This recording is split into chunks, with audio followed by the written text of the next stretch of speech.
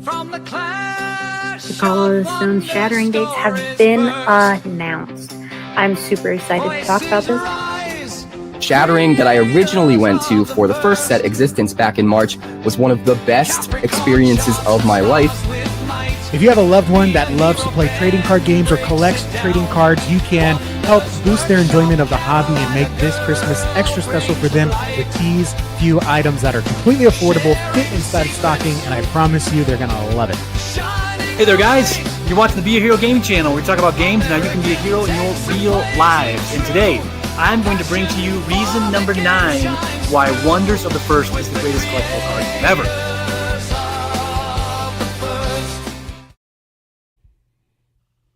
Hey everybody, this is Slappy White with Radish Dijital. That's Digital with a J. We're here with creators of the First, and I'm joined by American Texan from American Texan Plays. You can find him on YouTube. Howdy, howdy. Glad to be here. And then Sneaky Joe, KDB. You know him in the community. He's a subject matter expert on Wonders of the First. Sneaky Joe, welcome. Hey, thank you. Hey everybody. Happy to be here. Hey, Merry Christmas, gentlemen. I hope you had a very good Christmas. It was awesome. I am super blessed. It was very good. I hope you all were good too. Keith? Yeah, Merry Christmas. It was excellent. So appreciate it. Yeah, and I do want to thank both Keith and Sneaky Joe and American Texan for joining me. Of course, they were the artists for 2 of the songs on the Wonders of the First Christmas albums. Great songs. Both you will love. I love the feedback American Texan had on his channel that you can see. I love just the artist going through his song, How I Could Have Done Better. I love the feedback. By the way, I do love that American Texan because like I'm of the age. Most like, of the feedback was on me. It wasn't. It was on me. It was like I was like, no, yes. No. I was like, that's the only not thing was how the long intro. I was like, man, there should be another verse here. It was a great song, and I could have done it even more justice. But like I loved hearing that. Like unfortunately for the collaboration, yes, that's one of the things we do. Like when it comes to volunteering. Is that, and I want to thank both Sneaky Joe and American Texan who just worked wonders with a short amount of time. The reality is we're not paid to do this. So we're not working on a timeline like, guys, we have a project due in 6 months. All right, we're going to meet every Monday. We're going to do status reports and stand up. Like, it's just the type of thing like, hey, give it to me from the heart, give it to me quick. And so anyway, I appreciate it. All right. Well, one of the things that I want to talk about, speaking about appreciating what's going on, is that Creators of the First tries to talk about everything going on in Wonders of the First. And credit to American Texan for checking in and saying, hey, we're going to talk, this is the week between Christmas and New Year's. A lot of folks are kind of taking a holiday. People aren't paying as much of attention. One of the things we try to do at Creators of the First and Radish in general is we try to keep the eye on the prize, the eye on the ball. So keep talking about what's important to the community. You know, we saw Zoom Panda talking about, is it just me or is, this community kind of dead lately? And it's like, well, like people, it's Christmas to New Year's. This is going to be the deadest period of time. But one of the things that I wanted to close out 2025 talking about that got some of the community talking, and it was kind of like that relative in the room at Christmas who maybe they're the different political persuasion than what the rest of the family is. And you don't really want to talk about it, but it's there. Talking about the prize pools going into 2026 for Wonders of the First. Okay. I thought we were going to talk about ham versus turkey. You started talking about the relative in the room. No, it's turkey, right? We all agree that, right? Turkey. Well, strict question. It's always tamales for Christmas, but no, it's turkey Thanksgiving, ham for Christmas. Can we just go with that? Just be good American boys here. Keith? No, I don't think so. For Christmas we had ribeyes. I mean, normally I kind of do it the traditional way, but my son Vortex, those of you who know him in the community, Vortex, he said, Dad, I want to make ribeyes for Christmas this year. So he and I and my daughter, 11-year-old daughter, were cooking ribeyes in the kitchen on Christmas, and that was fun, new experience because we didn't have ham or turkey this year. So I like it. Wow. I like that. Kind of fun. Yeah. Yeah. Should you be the one wearing the cowboy hat, Sneaky Joe? There's definitely a cowboy heart inside me, but I'm not a real cowboy, even though I live in Nevada, though. That's great. By the way, a Merry Christmas to SubHub. Thank you for those Merry Christmas greetings. Thanks, Calvaron, for joining us and mentioning that it's a Kentucky Fried Chicken Christmas for him. And Grace, of course, you can ask a question. So what is it that we want to talk about after we talk about turkey versus ham? And we settled that it's turkey always, not steak either. It's ribeyes. Yes, it's ribeyes. So the elephant in the room is we want to talk about the prize pool at the SCG Con tournaments. For folks who got involved in Wonders of the First tournaments in 2025s, we saw the tournament prize at $10,000 for the sealed tournaments. And it's important to note that they're at SCG Con. They had both Wonders of the First and Bo Jackson Battle Arena happening. And they are sister projects, not the same ownership, but Jeff French is involved in both. And they both had a sealed $10,000 tournament going on. They both have been reduced to sealed $3,000. And they continue to have other tournaments that go on during the SCG Con weekends. But there's been talk, and let's talk openly about it. Some people have said, like, is the team losing faith in Wonders of the First? Is Wonders of the First going bankrupt? These are some of the rumors that I've heard from people. So I could say, like, I am not part of the ownership team. Of course, Radish Digital is independent. We have been covering Jeff French and his project since 2021. I would be shocked, but like, people are always shocked when things go bankrupt. The team just invested in Tom Felton. They invested in Ben Affleck. They invested in Call of the Stones. They've invested, I would imagine at this point, between printing and signing and advertising, millions of dollars. So to think that they are cutting back $7,000, if they were close to going bankrupt, there would be no prize pool. It wouldn't be $3,000 prize pool. But I've tried to make the analogy, like Sneaky Joe made a great post in the school Stone Seeker Society where he was talking about this and asked for some informed opinions.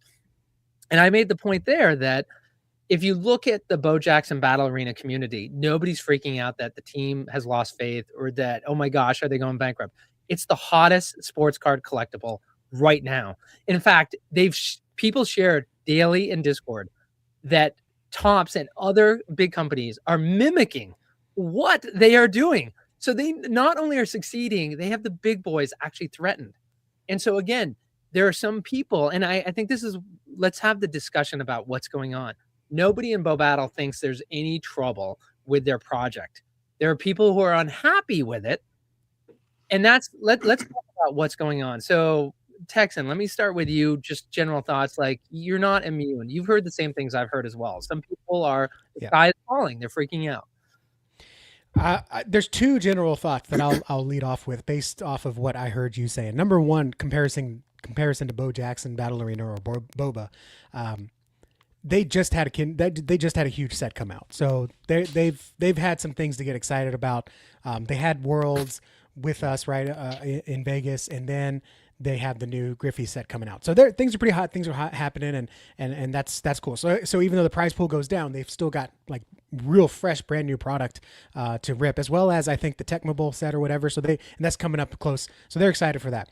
On the flip side, the Wonders, we had our first and latest set back in March, and we're supposed to have the second set by now, but of course it got delayed. That's a whole different subject we've already talked about at length. But we're in this kind of like what do you call that, sitting duck period where we're in this lull. We just had World. We're still a few months away from COTS. So there is this lull here. And of course, idle hands, what is it? Idle hands are the devil's playgrounds. Well, a bored mind is also the devil's playground. So it's kind of like we're sitting here. There's not much going on. There's not much collecting happening because Dragon Cup's done and everyone's kind of resting from that. World is done. There's this lull in December with absolutely nothing happening. So people, naturally, I think, want to go a little bit towards the, oh man, they're losing faith or whatever. At the same time, also, just from a lifestyle perspective or just living life perspective, keep in mind where we are right now, right? A lot of businesses are closed this week. A lot of businesses have extra hours or are working half days this week. And if you're blessed to be able to do that, I think that's awesome. We understand that at this time between Christmas and New Year's, there's not a lot of business to be done. A lot of small businesses want to take off and a lot of companies want to have a little bit of respite for their employees. So we have this expectation that, hey, not much is going to be happening during this week business-wise. On the flip side, if you take a look at like the the annual calendar, right? That's kind of where we are with Wonders. Again, we just had a busy season and now we're in this lull. But we understand that when it comes to life, hey, things are going to slow down for a bit this week. It's okay. That's just how we are. It'll all be back to normal next week when the new year starts. And same thing with Wonders. Once February hits here, hold on to your horses or hold on to your hats because things are going to be going pretty quick. I have a feeling. So yeah, we're just in this lull here, and I think people are just bored and just kind of, either they finish their collection or there's not much to play with, or they'd rather play in person. It's just the fact that we're just kind of sitting here idly, and that's why I'm very thankful for organizations like Stone Seeker Society to give us something to look forward to. People that are not competing in that, I mean, it's hard to think about how they would play the game if they don't have anyone to play with, and they're also busy with their own Christmas stuff. So those are the first two things that I think of. I think we're just in a natural lull, and we don't have it like Boba because they had just fresher product. Keith, just general thoughts. Yeah, I mean, both of you have some good thoughts. Some of the things that you said there, Slappy, I hadn't quite heard before, and I think that's kind of more to my point is maybe you have a little bit of inside knowledge, or someone kind of shared some extra reasons of what we have to look forward to, and the amount of investment that's in this game, and that's great. And I think to my point is, yeah, we are in this kind of quiet period, as American Texan mentioned. And so that does kind of play on people, but then you're waiting for a sign, you're waiting to see what's happening, and then boom, here comes the new 2026 schedule for the SCG, and you look ahead and you see the prize pool has changed, right? So to that point is, yeah, there's changes, yeah, there's great things happening. Call the Stones. Wonders just came from an awesome 2025 year, exceeded all my expectations. So I want to say thank you to the team and all that for that. And now we have our eyes on 2026. And so with our eyes on 2026, we're looking at Call of the Stones is coming. We got the Shattering, but then we also see, oh, okay, so we also have Atlanta, we have Portland coming up, but the prize pool changed, right? And so yes, there's a lot of great things on the site, but why would the prize pool change? And so my point is, it would be nice to have some kind of communication from the team itself that kind of talked about why we went with a different strategy there. And so there's a lot of rumors rolling around. I'm, like I've told everyone before, I'm a player first. So we're looking at that prize pool. That's important to us. It's important to us because I want to go to each event if I can. But if the prize pool's changing, that might make it more difficult, right? Because there's less opportunity to kind of regain the opportunity to kind of win in some of those prize areas. And so a lot of players, yeah, there's a lot of messages going on, not in the Discord, kind of behind, everyone trying to understand. I know people are even reaching out to members of the Wonders team, trying to figure out why that changed. And I think my point of posting in the school community was more, it isn't to be negative on Wonders. I love Wonders. I don't want anyone to get me wrong. I love Wonders. I think what they're doing is amazing. It's more to try to, what's the feeling? What's going on? What do you think's behind the strategy or the reason why they might shift to another prize pool? And I think the Wonders team could nip that in the bud really quick if they communicate that to the community. Because it is a drastic change. I guess our expectations are high. Yes, they were so gracious. They did 125,000 Dragon Cup in Vegas. That was amazing, right? And so, yeah, maybe we're a bunch of greedy little children, but I hope that's not the case. But at the same time, it is a new game. We have missed a few of the deliverable dates originally, and so there is still this idea of the game is still fragile, the game is still new, and you see a lot of new players coming to the game. I interact with a lot of Magic players, and some of them have just joined in, just to try to make a quick buck, which in the sealed, which I've heard is kind of an issue for some of the people in the Wonders team. They don't want Wonders to be a farm. I've heard that as one of the reasons why the prize pool was lowered. Which is great. They want Wonders to be for people who want to stay and be here. However, that's also what we understand is how the game is to be grown. The game is going to be grown differently. We don't see it at the LGSs. We've tried to get our LGSs to play the game or to adopt the game, but they say there's not enough there. And so we see the Star City Games Con as the place to play the game, the place to compete with the game, and the hope that the LGSs will see it being played at that level and at those events that they'll pick up the game. And so when you see a prize pool drop, that to us maybe not as big of a concern to the people in the community that are close enough to hear some of the information like that Slappy shared, or with the new set on the launch. But people who are kind of outside, that are looking at this game wondering if it's going to be a CCG that survives or not, and then they see a drop in the prize pool. And so that's kind of where we're coming from as concerned players who love this game. We're all in, we want it to succeed. We're worried at what the perception outside of our circle, our bubble is. And some of what we're hearing has been kind of negative. They see the prize pool drop and they're like, that was 10,000 last year. Oh, this game's not going to make it, but we can tell them why.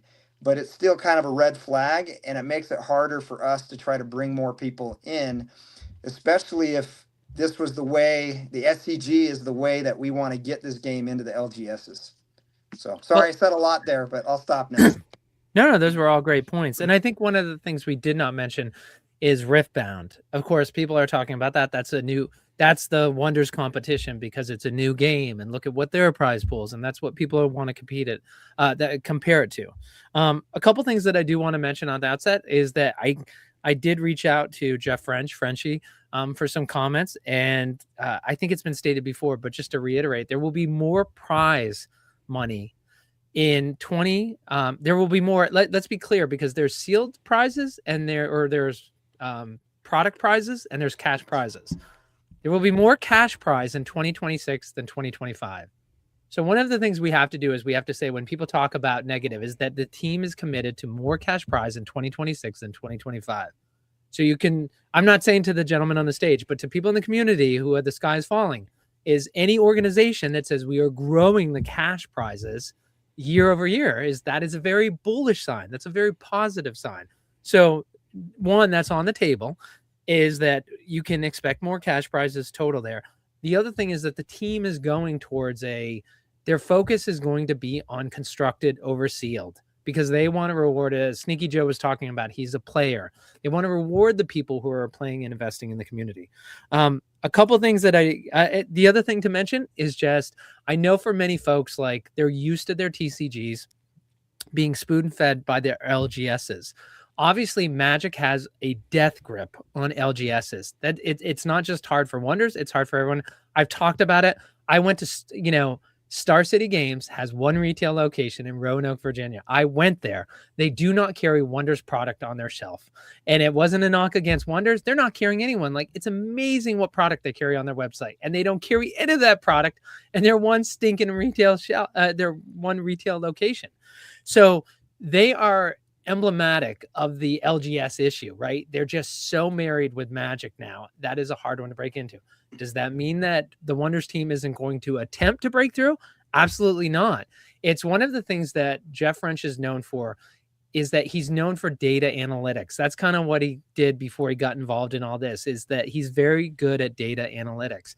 And one thing I don't think we appreciate enough about is that when he started, he could look at the data analytics of a Magic or whatever he can glean from the other games. Like, you'll hear him talk about Pokemon, Magic, and he'll talk about Thanksgiving to Christmas is actually a horrible time, because Pokemon and Magic is a gift you give yourself. It's not a gift you really give to someone else. So if you look at those sales, if you look at their markets, their secondary markets, they go down at this time of year because people aren't buying that for other people. You're buying that for yourself.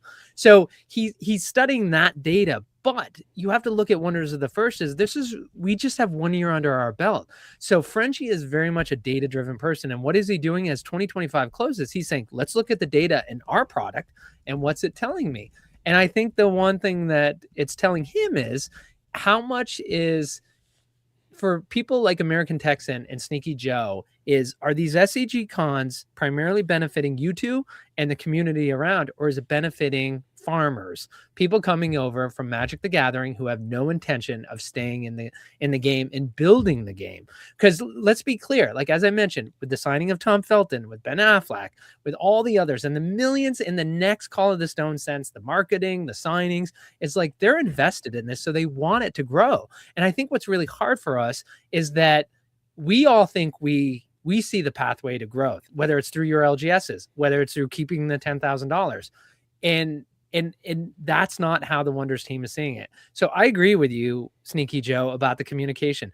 This is actually a knock on the Block Packs team, whether it's Bo Jackson Battle Arena or Wonders of the First or Block Packs.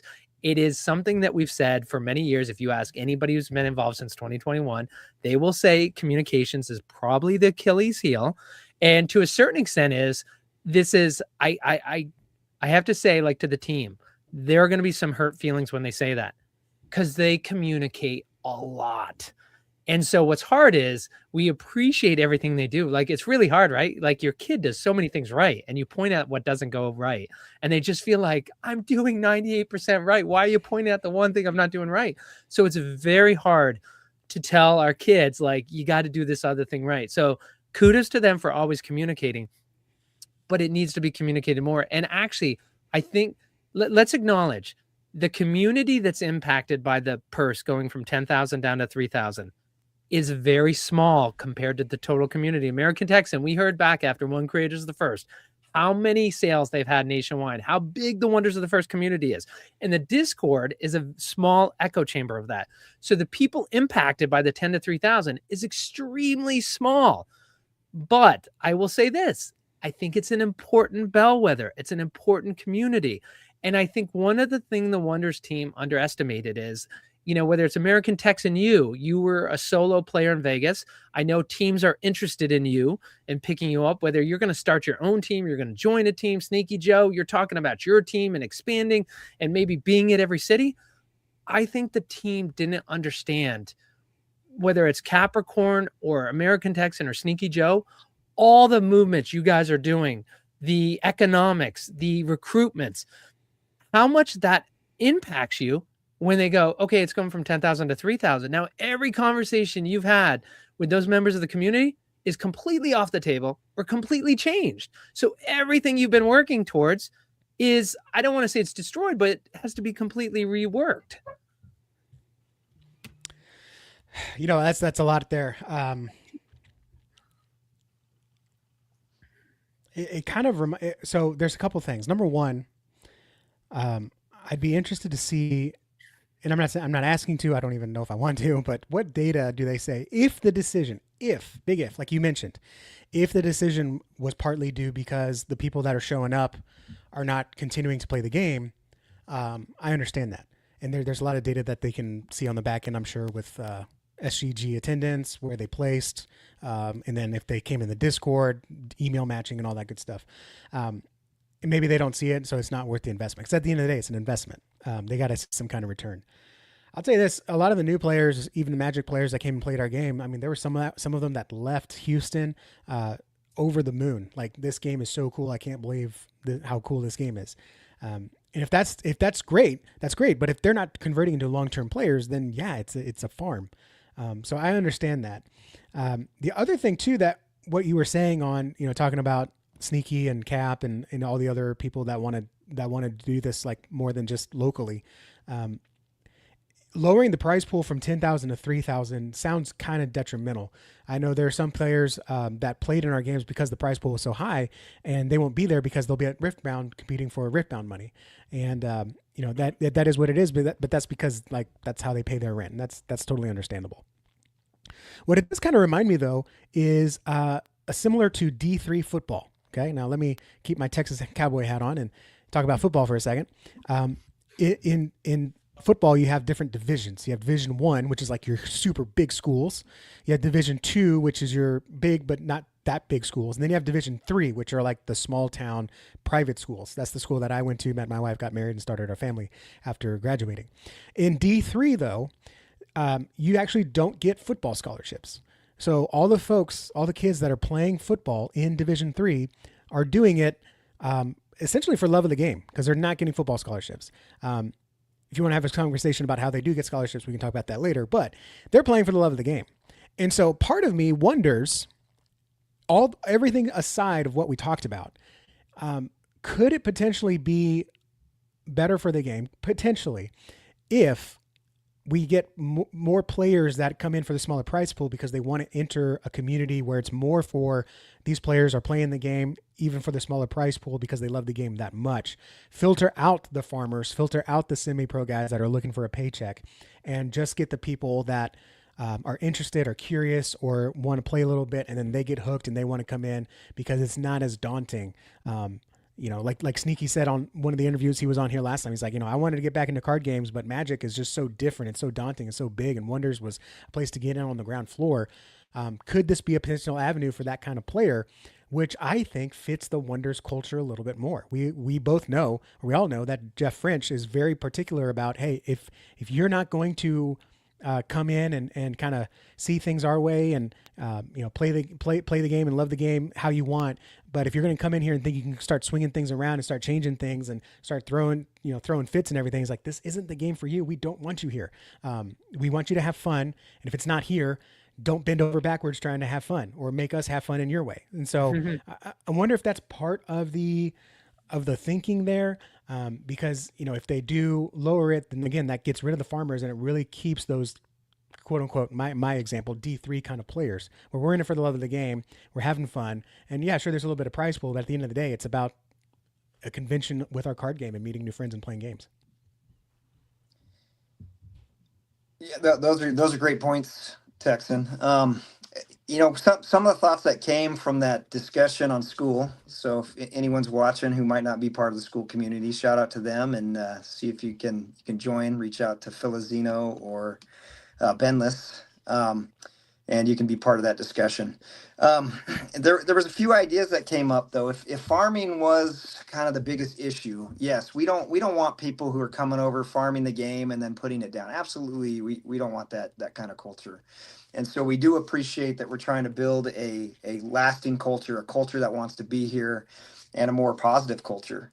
And we saw a lot of those signs at the Dragon Cup for those that were able to participate in it.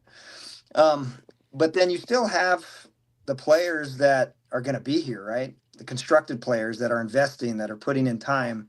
And so some people brought up, well, couldn't you have taken that 10,000 and split it then? If you're worried about people just farming, you just jump into sealed, pay $30 and they win a lot of money. Well, what if you moved some of that prize money over onto the constructed side? Because that might incentivize people to stick around. Oh, maybe I want to keep these cards I won in sealed. I won a little bit of money.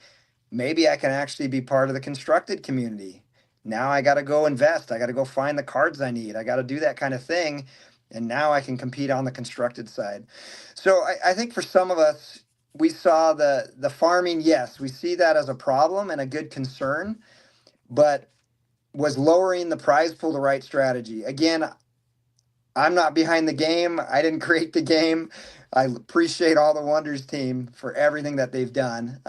Just kind of throwing out some ideas. I don't know what all went behind the decision. So that's again where I would love to hear it come from Frenchie and team. I think one of the things that kept me going in this game and on this journey and sticking with Wonders was how well the team communicated at first, between the very first Kickstarter to the shattering to now. There was someone out there that, Frenchie would have those town halls and I would listen in and I trusted everything he said, and so far everything has worked out. So it'd be awesome to hear another kind of a town hall from Frenchie or something where every once in a while, community can kind of air out some of these concerns and hear it be addressed. And I think that would be awesome. It's interesting, Sneaky Joe, and you have nothing but love for the community, so I don't mean to point it out, but it's interesting you said communication at first. So what you left unsaid was that it was greater in the beginning than it's been more recently. So you're too nice to say that, but I'm going to put that. And I do want to put a little bit of blame on Radish. I do want to credit to Tech Super. He asked Frenchie, he said, let's do an end of year 2025 interview. I want to talk about Wonders of the First. And so he sat down for an extended period of time to do an interview with us. And that is on me for editing. So I apologize for that. So I do want to say that's not everything you're looking for, Sneaky Joe.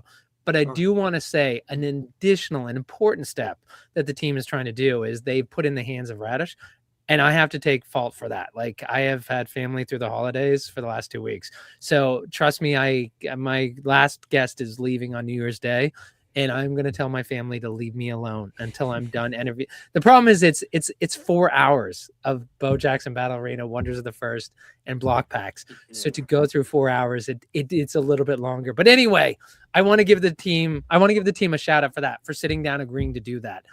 But it's a good point. I mean, American Texan, have you noticed that in your time here, that maybe it was we've seen a little bit less communication? And by the way, one thing we should keep in mind, I used to work for General Dynamics. I say this all the time. I said that as block packs from the beginning, from before Wonders of the First, is that I worked in a bureaucracy where I used to be a subcontract manager, and I worked on weapon systems like the Gatling gun. And when we had a quality issue, right, I had to report to my manager, who went up to our director, who went up to the director of quality, down to the manager of quality, down to my counterpart in quality. And that's how we solved the issues. I hated corporate America. I just like to get stuff done.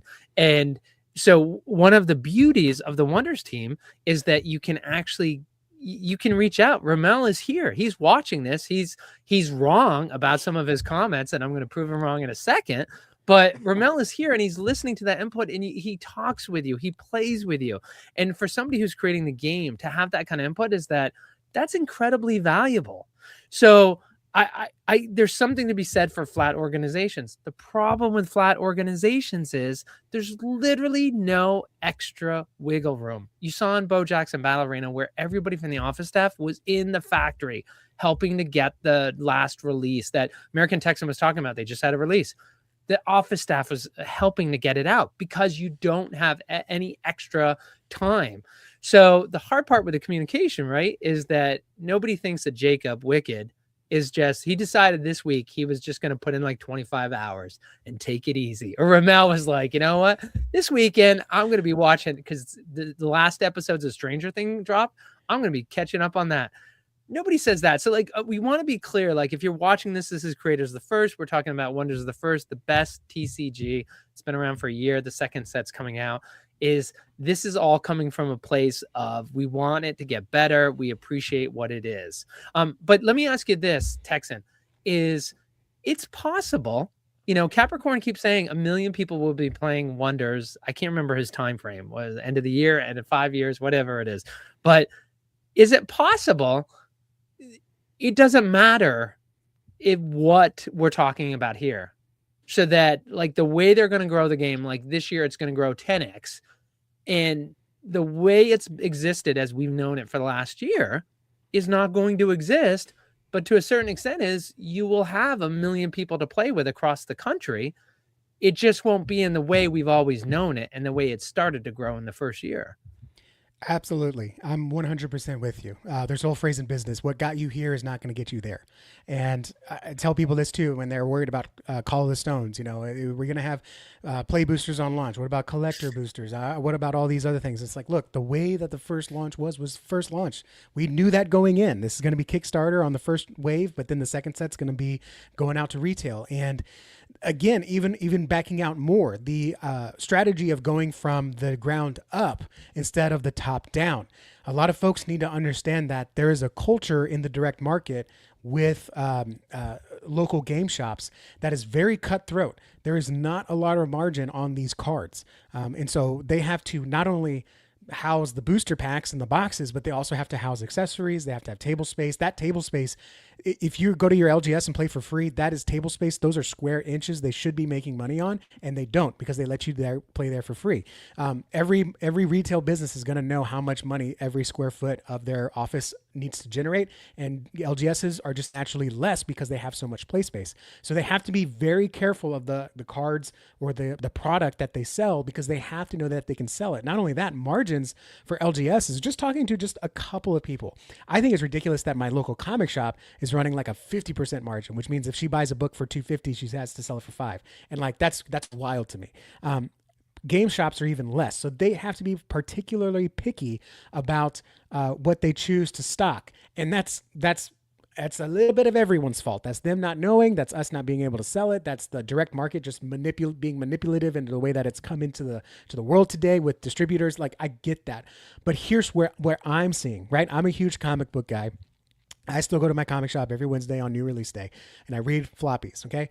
My daughter doesn't. Okay. She reads the #1 comic book in America right now, Dog Man. Okay. You think kids are going to the local comic shop to buy Dog Man? No, their parents get it from Amazon. They get it from their school, Scholastic Book Fair, or they buy it at Target, Barnes and Noble, and all those other places. That's where the #1 comic book is being sold. Same thing with manga. You think people are going to Japanese stores or the comic shops to get manga? No, they're getting it at Target. They're getting it at Amazon. They're finding it elsewhere in other places. And if you had told a comic book collector 20 years ago, hey, the top 10 comics are not going to be sold in comic stores, they'd be like, what? That's insane, right? I think we're seeing the same shift now in game stores. You no longer have to go to the game store to get the latest Pokemon or Magic set. They got it everywhere now. And you can even go online to Whatnot and buy cards and packs from there. So you can totally cut out that middleman. You can cut out the distributor model and you can go direct to consumer. That might be something that Wonders does. And there are other, at least on the board game side, I don't know any trading card games specifically that thrive off of that, but there are a lot of independent publishers that do that. And this is a small company. I view it like I view indie comics, Image, Dark Horse. If you know those companies, they're not Marvel or DC, but they still put out great comics. And some of them they ship directly to you. Some of them they go to game stores. Some of them they collect them and you can find them in Target. Anyways, all that to say, I think waiting for LGSs and just saying, oh man, my LGS won't carry it. My LGS won't carry it. What we can do is go play the game there. When we did our first draft this weekend, I can't tell you how many people came up to us and was interested in the game and wanted to learn about the game. One guy said, oh yeah, I think I'll go check it out when I'm in Dallas. And not only that, you make friends at the LGS. Mocha Mo was playing with us and one of his friends came and said, oh, what are you doing? And look about the game. And he said, yeah, I'm gonna check it out. That sounds pretty cool. And so like this all needs to be a cooperative effort almost to take responsibility of, look, they're going to make the awesome product. They're going to put it where they put it, but it's up to us to kind of grassroots grow it, because if an LGS has to choose between a Magic the Gathering they know they're going to sell a lot of, or a Wonders of the First that they don't know they're going to sell a lot of, well, they got to go with the safer option because that's just how business works. Keith, I just want to get comments from you, and then I appreciate everybody in the audience with the comments. I put them up on the screen, but I just want to go and address the comments in a second. But Sneaky Joe, just any thoughts right now? No, I was kind of listening to Tex, and he had a lot of good thoughts. So no, I don't have anything at the moment. Let's get a question for me. All right. Well, then I want to go. Yeah, not to put you on the spot. That was a lot to respond to. Yep. Is that let's see. First of all, going back to Calveron, he said the worst thing, in my opinion, about the current prize pool announced is if, and some of these comments are at the beginning of our conversation, so I apologize. The worst thing, in my opinion, about the current prize pool announced is if other SCG con events go back to 10K, because that's unfair to the people who only can make it to these early stops on the circuit. So I hear what he's saying. He's worried about Atlanta and Portland being 3,000 and then the additional ones, and then people will feel, I think overall as a community, people would, I think it'd be received well if it went back to 10,000. Even if we hear like their data reasons for why they're changing it, why it's better for Wonders of the First, which that's what they have their reasons for. But just say they changed it. And it goes back. And by the way, I almost get a sense from the community. People are saying like, well, they're gonna hear our feedback and they're gonna change it from 3 to 10. I want to caution people. I don't think the team, I think there's a 1% chance that happens in 2026, that it goes from 3 to 10. And I heard over the last 2 weeks, people feeling like it's going to go back to 10 because the team made a mistake. I think the team didn't communicate well enough, but I think the decision's going to stand. Do you text in Sneaky Joe? Sneaky Joe, do you see it any differently? I don't see it changing the prize pool. I'm set on it not changing at this point, but that being said, it doesn't mean it can't, and I'm hopeful that it can. I mean, right now we have a little bit of a platform, to say something, which I appreciate. And so again, not knowing all the concerns, not knowing all the strategy behind, the decision making, just kind of seeing some of the negativity that has come from it. I think it would be a great thing if the concern is you're worried about farmers. keep it 10K, put 7 of it back in the constructed, keep 3 on the sealed. You know, if that's even an option. But like I said, I don't think it's going to be an option. I believe that the Wonders team will probably have more for us after Call of the Stones. I mean, that's kind of a hope. I haven't heard that, but it seems like maybe that the initial money and prize support is more just to kind of keep existence kind of rolling out just before Call of the Stones. And maybe we'll see the support change at that point. I don't know. This is all speculation again, but I mean, I think the community would be thrilled if they did hear that there's still 10K to be had, even if they switched where it actually is at and which main event. So, and Yeah, just to I think play what I hear oh, what I hear sorry. Kelveron saying is that it's these early stops being at 3K. If it goes back up to 10K, then people in Atlanta and Portland who can only go to Atlanta and Portland will feel left out or feel like they got an unfair shake. Yep. I think that's what he was saying. No, we were, but then I asked Sneaky Joe just to kind of comment beyond, just Okay. like that it's not going to go back. But yeah, Texan, to go back to his original point. So my point was, let's not even talk about it. It's not going to happen. And did Sneaky Joe agree? But say it did go back up. So American Texan, like I think overall in the community, it would be a blip. Would you disagree? It'd just be a blip. The fact that Yeah, Atlanta I and think Portland only had 3. So here's an interesting thing. When you say go back up, the first thing that comes to my mind is, okay, so more of the farmers, I don't like calling them farmers, right? But more of those people will show up actually. Ranchers. You know, more of them will show up. And again, if you want to discourage that kind of behavior, maybe that's also there. Another perspective of that, another angle of that is, well, again, they're not going to fly out. They're going to go out. If they do fly out, they're going to go to the bigger ticket games, which means that Wonders is going to be more of those local people, more people you can play with, not someone who just flew in, wham, bam, thank you, ma'am, flew out, right? This is actually someone that you can get to know, that's your neighbor, not someone who flew in to compete. So I think that's kind of another angle of why it could be beneficial, but I don't think they're going to change it. To me, also seeing the product pricing go down in the constructed tells me either they're running out of product, which is a good thing, or you know, maybe they just want to have a little bit of a quieter presence, because if someone does come and play, we don't want to make people upset because now we've shown them this great game and they can't get cards, or they find more obstacles than they want to get cards. Because I mean, there are places to get cards, right? I did a whole video, 3 places. I think I even put 4 because I can't count places to get Wonders of the First. But you have to break that barrier. People have to burn the fewest calories to make a decision. And right now, it's still tough to get Wonders product. And that's with us all saying, hey, we got all these cards. It's like, well, it's tougher to get the cards that they want. So I don't know. So to me, I don't see them raising it, but I also, from what I understand, what I assume and how I would think, I think it's just because once COTS comes, then everything's going to go back to where it was, because we'll have product, we'll have excitement, we'll have a lot more buzz. Hey, one side note for Christmas, my 16-year-old is that he received a sealed collector booster box, and I was excited because I just haven't had the time to rip through everything, and I was like, this is great. I'm going to see a box get ripped. I don't have to worry about filming it for content for Radish. I can just, you know, and cataloging. That's the other thing. I'm with American Texan. Like, I don't like ripping if I don't have the system in place to catalog it and organize it. So the only present on Christmas morning, he got up from the tree and he goes, I'll be right back. And I'm like, where are you going? He's like, I'm just going to put it on my desk. I'm like, why? And he's like, well, I don't want the seal to get punctured. And I'm like, why do you care if the seal gets punctured? I'm like, aren't you going to rip it? He goes, yeah, I will in a couple of days. He's like, but just in case.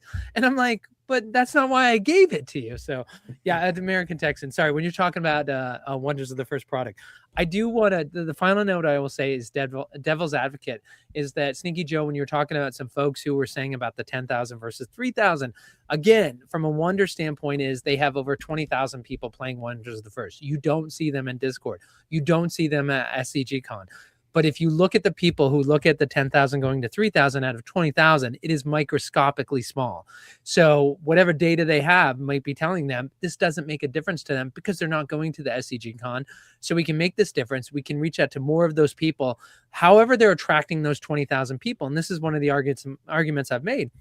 If they take that $7,000 and they target towards whatever they've been doing to get the 20, well, and I don't know what it is now. That was a while ago. the 40,000 people playing Wonders of the First, maybe the client acquisition cost is greater if they're spending it that way instead of here. But that's just the devil's advocate. In terms of like, I agree with what you were saying, Sneaky Joe. Sure, that could be too, but the opposite effect could also occur, right? When people see the dip in the prize pool, right? So So I don't know if what do you think about Honest AF's point, which I thought was a good one, is like, what's funny is Honest AF, Dragon Cup winner, said, you know what, when somebody goes up in Atlanta and they see there's a $3,000 pool, he's like, they're going to be like, oh, cool, it's $3,000. He's like, they're not going to go and be like, what was this in Dallas? Mm-hmm. Oh, this was 10,000. I'm not going to play this. He goes, they're going to be like, what is this $3,000 tournament? And, Honest is not someone like us who's been around forever. And he's like, that's how I'd approach it. Sure, and I believe that would be true for new players that haven't heard of the game, right? But that won't be true for people who have heard of the game and maybe we're thinking about even getting into the game and then seeing that, right? So I know it's a balance. I know it's all a balancing act. I know I don't have the data. I'm no expert by no means. I'm just kind of speaking for some of the feeling and sentiment that's going around the community. Again, we love this game. We love the Wonders team. Yeah. We love what they're doing. So I don't want you guys to think I'm bashing on it all. So I can't. So really, my point is it would be nice to just hear a little bit more when there's some of these kind of big changes. And with that, I think another one that kind of goes to the same point was when we rolled out the Call the Stones presale too. To me, it's a little bit about managing the expectations. I know the Discord was on fire there for a while. I'm not to change the topic, but the point I'm trying to make is the communication. If there's a way to manage some of the expectations of what does it actually mean if you even get a whole case allocation, does that mean you'll get a Dragon Box or not? Like there was some expectations that people had that, hey, if I get my case or I get close to case, I can buy a Dragon Box, right? So there's kind of an expectation people have, 10,000 tournament, it's not anymore, right? And so the only point I'm trying to make is that if there can be a better way to kind of manage those expectations, and then you have less of a letdown for a lot of the people that are on fire for this game, right? Or fanatics for this game. And maybe it's not as many as you say, like only 3,000 in the Discord versus the 25,000 people. But I think it would help a lot in the community, and I think it would help keep the positive vibes going if those expectations were managed a little bit better through communication. That's all. I want to point out Sneaky Joe's family that arrived literally as we went live, and Creators of the First live every Tuesday at 10 p.m. Eastern. I have family who's here with me, and so I love being on here with American Texan and Sneaky Joe. I love spending time here. And the reason why I asked the question is a little bit like MTV, is like I love people my age who are like, why doesn't MTV play music videos?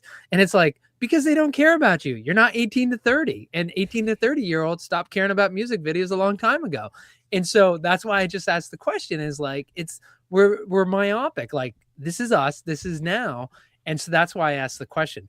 But but obviously, as people, like, I appreciate American Texan. What you said is what got you this far is how did you state it exactly? What got you here won't get you there.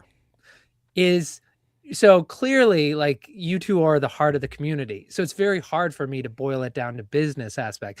And that's why I just asked the question. I do want to appreciate you two for being here, and for the people in the community who are asking these questions, because I was talking to Sneaky Joe before we went live, is like, I'm old. I'm an older member of the community, and I'm very much a believer of more free speech. Like when there's criticism, is like, you don't shut criticism down. You have more discussion, because if your points are valid, you should be able to talk about why you don't agree with the person who has criticism. That's why we talk about this. So I just want to make it clear. The three of us love Wonders of the First.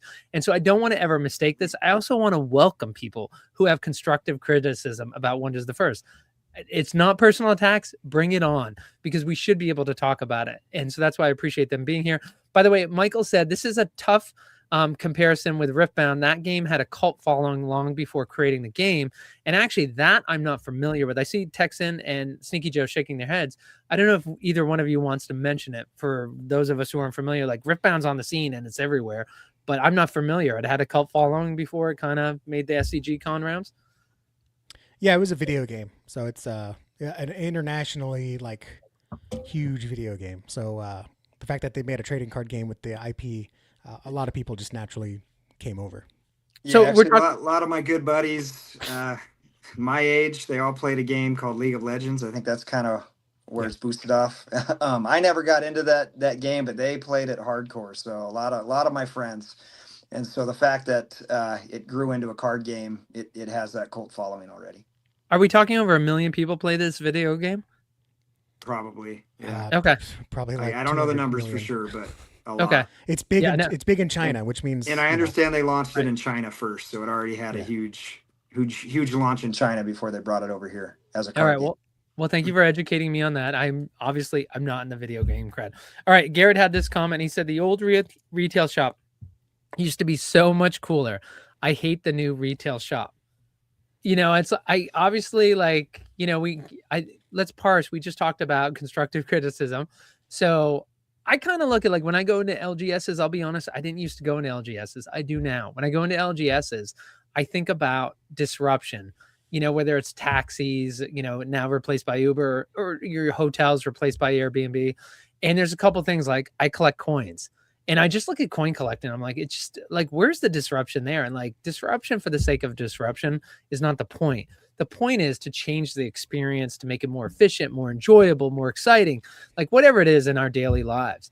And I just look at the LGSs, and I'll be honest, like when I look at that, I just think it's not growing. Like Magic can grow, but the reality, right, is you want to be able to grow Magic and Riftbound and Wonders of the First by a healthy LGS system that you can throw anything into your LGS, but that's not what's happening. Magic is the backbone of the LGS, and it's not the LGS that's supporting Magic.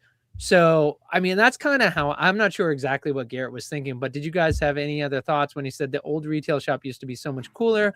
I hate the new retail shop, and I assume he's talking about LGS and not Target, of course, which as Texan was talking I think about. that was referencing. You had mentioned you went to the SCG retail shop.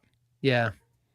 I think that's what it was meant, because that came in when you were talked about when you stopped by that. Oh, shop. okay. They did move. That's right. Although the new one, the square footage, I will share the video again. It's like 6 aisles that are 10 feet long each. It's actually smaller than probably any other retail space that I have.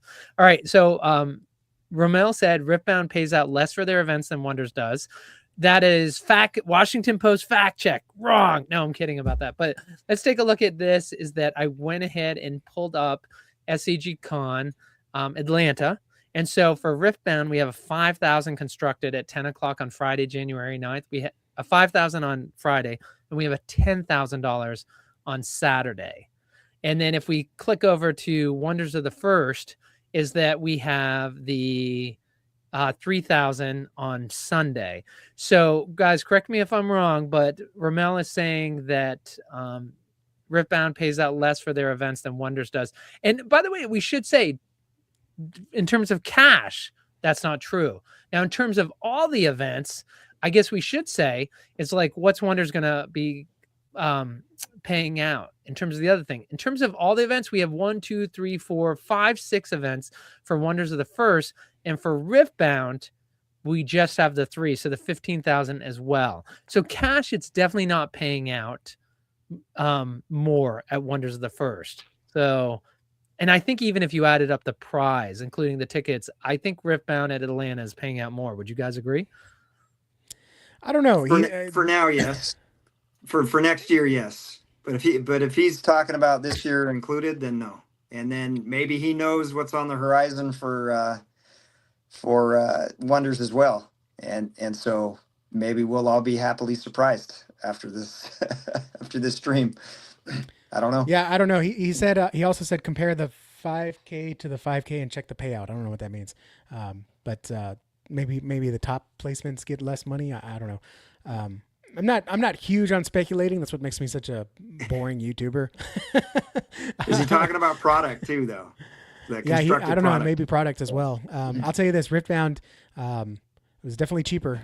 Seeing people coming. I don't know what packs are, but people were buying single packs, and I want to say it was like $6 a pack. Maybe it was less, but people were buying Riftbound boxes at the game shop that I was at. Well, and it's right there. We saw 1,500 for first place, and again, not sure what, and then 3,000 top 8 for that. So again, I'm not sure, Ramel. That's why we got to get you on stage more often, so you can actually clear that up. Let's see, going on though with the next. Let's see, get back up there. Let's see. He did say, Ramel said, and let me stop sharing there. Ripbound, he said, I'll bet a stone foil we outpace them on growth over the next 18 months. And right, that's the key thing is like they have a big following Riftbound coming in, and that's impressive.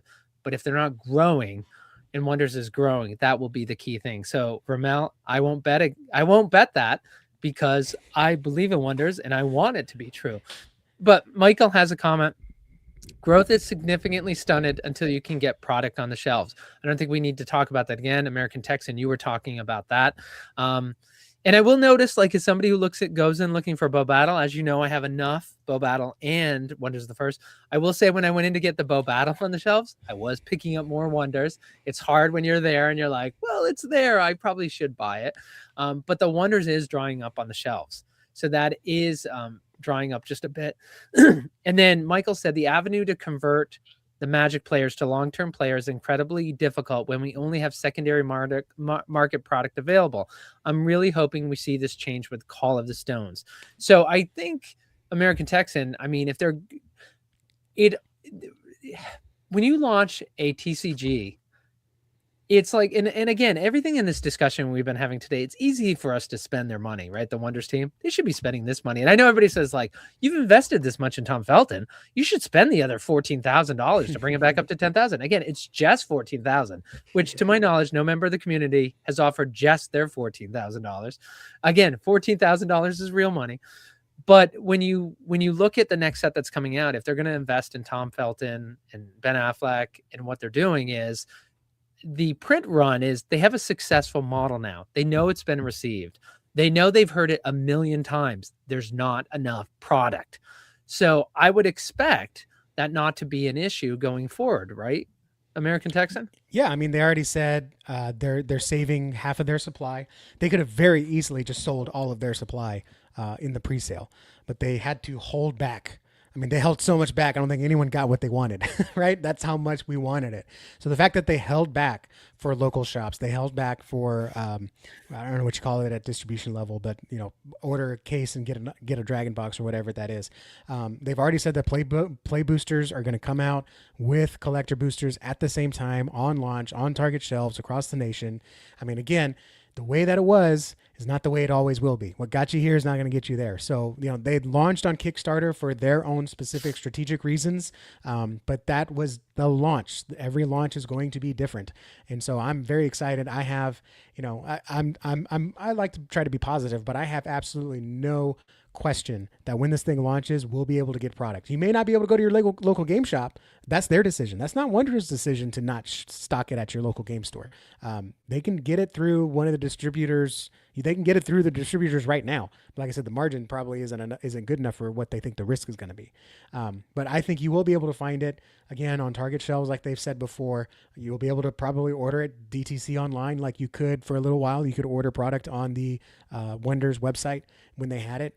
Star City Games website. I think you'll be able to find it in all these places. I have so little doubt. I'm like, why are we even asking this question? This is just my thoughts. I think we'll have no issues come February, March of getting Wonders of the First. So let me add to that a little bit. The last hype video I saw for Wonders, they talked about 25,000 players in the community, throughout at least the U.S. That are currently in the game. And in that hype video, they said in 2026, they wanted to grow that 10 times. So that was their goal. And hey, I'm all in and I want to help them with that goal. And the keys to that is one, Call of the Stones, and hopefully another set launch, which means if they're going to grow at that rate, then I think Romel's vindicated. I think no one should take him up on that Stonefoil offer. Right. And yeah, I mean, should be an amazing ride. So I'd be curious to see how they do that. And Immortal saying even at distributor level, it's hard to get. Had to it was difficult for the LGS to try through distributors and couldn't get any ordered. Hopefully that's better with Call of the Stones. And definitely make sure that that person reaches out. Is if you have an immortal, if you have that person's name, is they should be able to reach out to the team. So definitely get their contact information. I'll personally take it to work with the team to work with that local store. So Slappy White if you're in the Discord, or you can actually leave a comment on where I can reach you here, and I'll follow through with you so we can work on your LGS to make sure they can get it. By the way, a comment Immortal also made, I think text and point kind of works for local cons, but at the same time makes it hard for those that need to travel for those events. That was while you were making a point. Also, I just want to shout out to Broden, who said hello. He was in here. He also is pointing out Sneaky Joe. He is loving your sweatshirt. Let's see. And then a shout out to SM Burns, who joined us. And then Sneaky, you want to just give us, we're going to try to wrap up the comments. It's been an hour. Like the thing about American Texan Sneaky Joe is like how fast an hour goes by. Thank you so much, everybody in the audience. We're not done yet. We're going to wrap it up, but I appreciate you guys being here for this discussion. So Sneaky, Ramel says you guys should ask Sneaky if he thinks people are going to be shocked by the COTS experience. And what does he mean? Why are we going to be shocked? He said you could reveal stuff. He said you're fine to reveal stuff. NBA suspended. So to be fair, I am one of the testers. I am on the test team. So I have seen the Call of Stones, got to test it, got to see it, where it started and where it ended up. Seen the amazing artwork, seen the amazing Stone Seekers and what they have to offer. You will not be disappointed. If you love this game, if you love the artwork, if you love playing the game, you're going to love it even more. There's so much there with Call of Stones that's going to shake up the meta. We might be playing a few of the same cards from Existence, but we're going to be playing a whole lot more with Call of the Stones. And so it's exciting.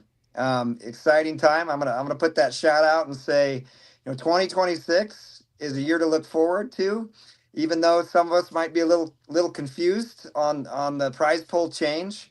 I think what the team has in store, at least for Call of the Stones and beyond, I think is a year to get excited about, and it's going to be a great year for Wonders. And I'm a believer. I'm a believer in that 10 times growth.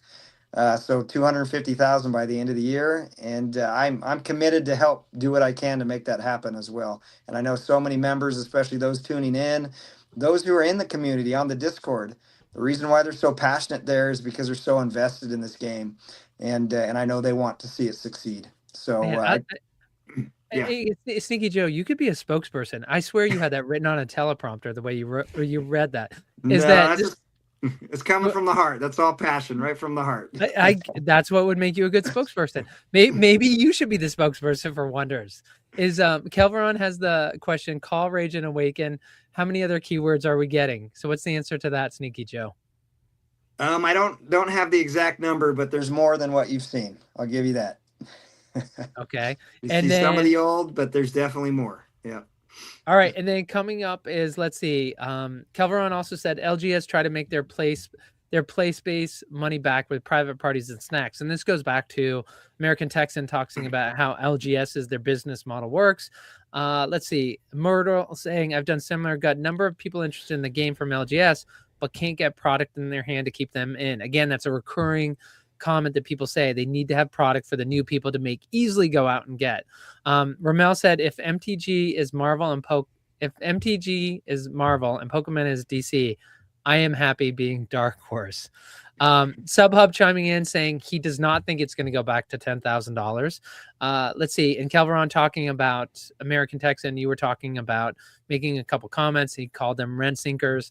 And then Ramel selling not stone seekers. They're rent seekers. Rent seekers.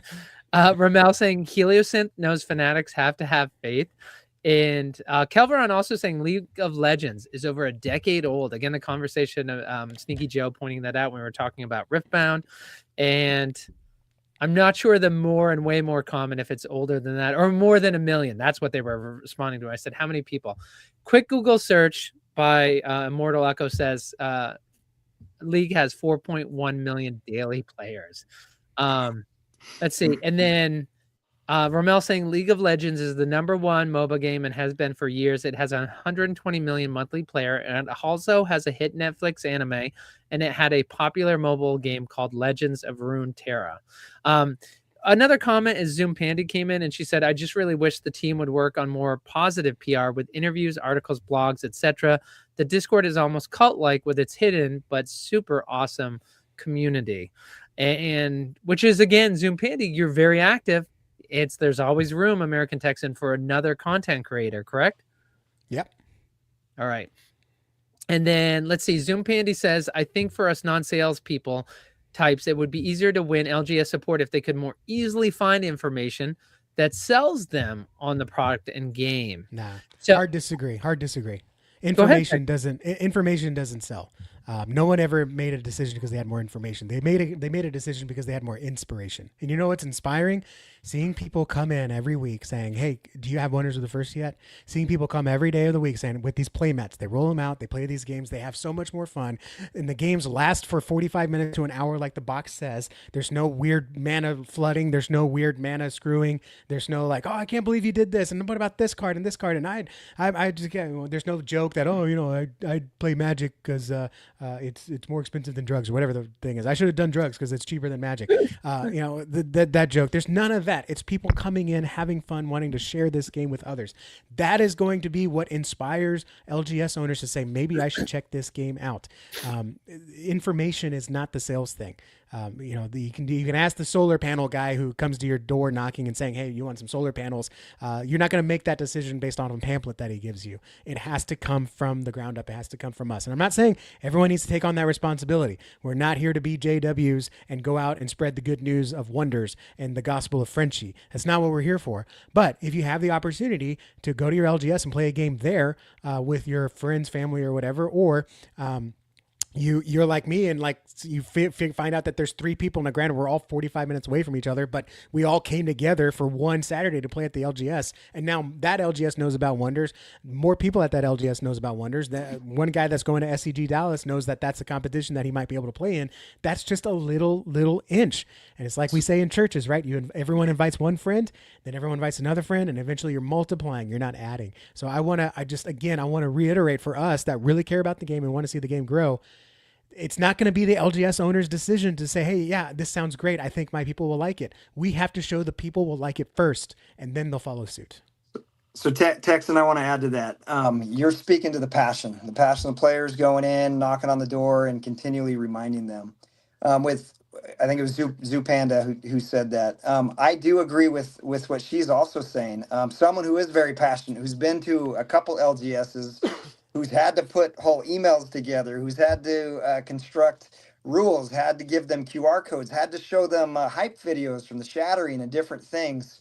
That was all stuff I had to go research, put together on my own to create a little package to start finally getting some of the product into the doors of the LGSs. That came from passion. That came from me going in. That came from some of my friends going in. But if you want to empower the passion in this community, because we have a lot of passionate members of this community that want to go into their LGSs, that maybe have talked to them, but they don't quite understand how to kind of take it up a notch. Is there some, sales pitch that you can give to some of these, people on the ground that love your game? Can you give them something that says, hey, go to your local store, share this with them, give them this contact for the distributor on where to get the information? Like, they didn't even have that at my LGS. They didn't know who to get in contact with. I had to go back and get with the Wonders team. I had to go get the emails. I had to go bring all that out for my LGS. And so I know there's a lot of other community members that want to go in, they want their LGSs to carry it, and they don't know where to start. They don't have quite the information. So when those questions are asked, they're maybe overwhelmed or don't know how to go about it. And so to her point, I think we need both. We need maybe some kind of piece of information that the Wonders team can provide to those people that are so passionate that will go do that work for no cost for them if they kind of just create a way to approach your LGS with some of the key information. And I think that would go a really long way. And I think you'd really start to help expand Wonders inside the LGS with that same passion you talked about and with a little help from the Wonders team with the information. Well, we do know that we should listen to Sneaky Joe because, as somebody said, Sneaky Joe, how much can you bench, bro? And of course, SM Burns saying at least the weight of a Capricorn. So he's the person we should all list. And actually, to your Hey, point, whales are stronger than you think. so Sneaky Joe, to your point, is for folks who just tuning in, American Texan is one of the top Wonders of the First creators. And actually, looking at Zupandy's comments and hearing Sneaky Joe talk, I see a series in American Texan Plays future where they will help you do your presentation for the non-salesperson type. American Texan, you are absolutely a confident, well-spoken individual. And to help those individuals who aren't there is like, I would love to see that coming out of your channel. That's something actually, I would love to see that content. Yeah, I would think that'd be great. In fact, in our business, because we got to sell it to the higher ups, right? We actually have we have videos that are like, hey, give this to your financial officer, your CFO, give this video to them and they'll watch it. Like it's a group effort. Not everyone needs to play the same part, right? Like I love kids ministry in our church. I'm not a kids ministry teacher. Please do not put me in front of your kids. Okay. But I can disinfect toys on Monday. I can keep the play areas clean. I can do, I can do a whole bunch of things. I can take the diapers out. Just please don't ask me to teach the kids. And believe it or not, I'm actually an introvert, right? When I get off of this, I'm going to go cuddle with my knees in the corner or whatever, like this is something I put on. I'm just as nervous to talk to people at my own LGS as well. But I'm not saying that everyone needs to be a salesperson. Not everyone needs to be a marketer. Just understand that I know you may want to be able to give someone a piece of information packet and just say, hey, I gave it to you and then they did this. And now, where's the game? That's all we're missing. That's not all we're missing. Because guess what? There are dozens of TCGs launching every month, and they're doing the same thing. But what we have that they don't is our people, our community, our game, our rules, our art, good or bad, but it is what it is. And we just need to keep showing up. And when they say, no, we don't have it, it's like, okay, that's fine. Like we keep showing up. If I invite someone to church and they say no, I don't stop going to church, right? I invite them again a couple weeks later. So, it's just one of those things, like, don't get discouraged and don't think it's your job, right? Like, I would love to do that video. I think that's a cool idea. We can keyword it right. But I think that's something that, like, we all take responsibility for this. We're all trying to grow this thing, all try to grow it naturally. And I'm not saying everyone needs to be an ambassador. Not everyone needs to be a salesperson, but those that find it easier, hey, let's do it. And let's see what we can do together. I think that Broughton says it best when he says we need an AI American Texan avatar. I'll take it one step further, a chat bot. So can you imagine an American Texan? Like, you just bring him in and the LGS person like talks to American Texan as a chat bot. I will say one thing, and I feel like, again, it's very hard. I get caught in the echo chamber too, because we're part of a small community, is that I do want to point out the comment that was made by Subhub, where he said, if we can get Tom Felton to post on his socials and we can get 0.001% of his followers to try and seek out a Tom Felton auto, we will have 500,000 new buyers and hopefully more players will join. The number's not quite 0.001%. That'll be less than 500,000 because he's got about 15 million. But Subhub's point is valid, which is the amount of people that we can come. And I that's the one thing I just want to take away. These are the early days, and so what's really hard is if you were going to launch a TCG, then Sneaky Joe, I'm going to come to you for final words, and American Texan, you for final words. If you were going to launch your own TCG, it's a lot of money to put into it. Like, I can't imagine the total money put into all the artwork, into the game, into everything else. And for them they had to stop it at some point and say, we need to know what works. Are we on the right path? So this first year is under their belt, and Call of the Stones is about to come out. And I will just say, like, all these things we're talking about with Zoom Pandy and having the American Texan chatbot, I don't want to say it's not going to be necessary, because I'm a big fan of Malcolm Gladwell and Tipping Point. I'm a big believer that the right person in the community talking to the right person is going to be the tipping point for Wonders of the First. And I know Jeff, in some ways, he believes in that as well. But I also think that how he's going to approach the LGSs with Call of the Stones, how he's approaching Target. The other thing to keep in mind, and you can't underestimate this, he has Bo Jackson Battle Arena, which is selling out of Dick's Sporting Goods and Targets. At Dick's, they sell them 10 at a time, and they are talking about it in the C-suite at Dick's. They're talking about Bo Jackson Battle product. They want more. They want a lot more. Target is having similar feelings about Bo Jackson Battle Arena. You better believe that Frenchie loves Wonders of the First just as much. And so any conversation he's having about Bo Jackson Battle Arena is Wonders of the First is part of that conversation too. So how he's going to get that next level of success in 2026 for Wonders of the First. The comments we have seen nonstop here is like the people saying at the end of the day, you just need product. Is that I know Target is not the traditional first choice. It's the LGS. But when you see it more successful at Target, it is an easier sell at the LGS. So I would just say this was set one. Wonders team knows what their data shows, and wait till you see what happens with set two with Call of the Stones. I'm not sure anything we do is going to be necessary. Again, big Malcolm Gladwell fan, so I believe in tipping point, and everybody should keep doing what they're doing. But I think it's not, our success won't rely on us. Our individual efforts will just enable it even more, the success that's already there. Sneaky Joe.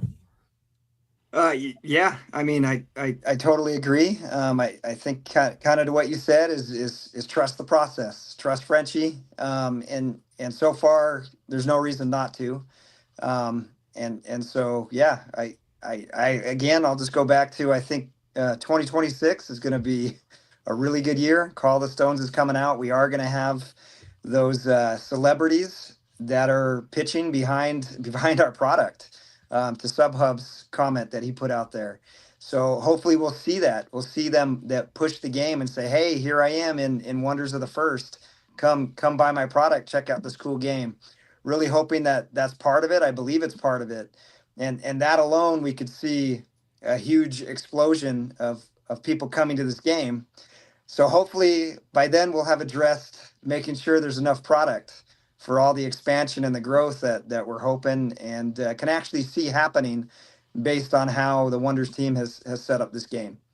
So even though we kind of started saying, hey, the prize pool isn't the same, does the future look bleak? My opinion is the future still looks bright. So even though we might have seen the prize pool go down, there's still a lot that the team has in order for this next year, a lot to get excited about. And so hey, looking forward to 2026, and I wish everyone a happy new year. American Texan? Yeah, thank you guys for watching all this and hearing us talk. You know, I agree with Sneaky. I have nothing but optimistic outlook on this year. And everyone's going to go through growing pains. You know, I've been through a lot. You go through a lot running a family. You go through a lot running business. You go through a lot in your life wherever you are. And this is something that we just, you know, being on the ground level, being at the game so early means, hey, sometimes there's going to be some hiccups that you see and live through. But the game will be stronger for sure at it. So I'm very excited to see what's coming up. You know, we do have our bummers. We do have our setbacks, I guess, if you want to call it that. But I have nothing but high hopes for the upcoming year. So thank you guys for watching. You can find me on YouTube at American Texan Plays, or just search American Texan Plays.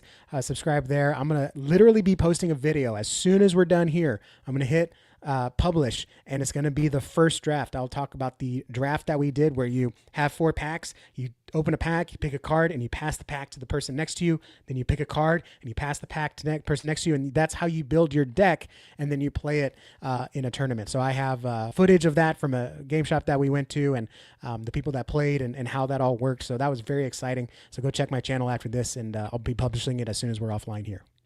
Oh, I'm so excited. Honest AF told us about that. It's the first time I had heard about it.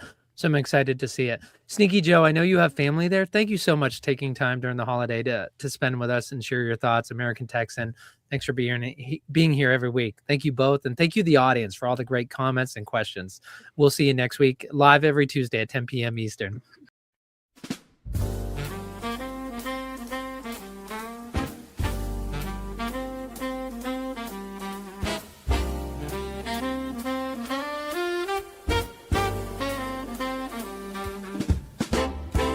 From the clash of wonder, stories burst.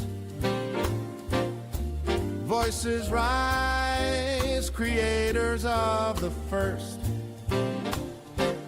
Capricorn charts the stars with might, guiding seekers through the night. Be a hero, Ben breaks it down. Gaming wisdom all around. Every card, each pack reverse. He's a guide, creator of the first. Creators of the first. Wonders, wisdom, quenched our thirst. Together we shine, community blessed. With the creators of the first. With the creators of the first.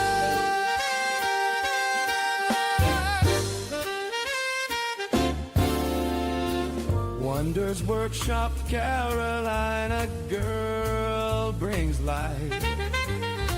Sharing secrets, shining light. Sharing secrets, shining bright. Knowledge deep, her voice rehearsed. A championed creator of the first. American Texan plays it true. Passion for the game shines through. From the heart his insights burst. A leader, creator of the first. Creators of the first. Wonders of wisdom quenched our thirst. Together we shine, community blessed. With the creators of the first. With the creators of the first.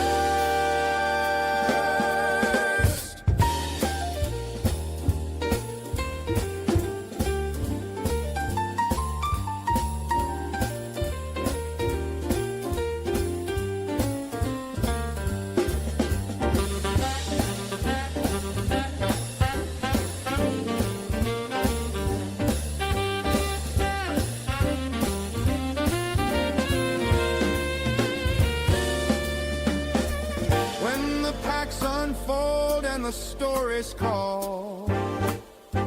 These voices rise to guide us all. Wonders keepers, friendships nurse. We stand with creators of the first.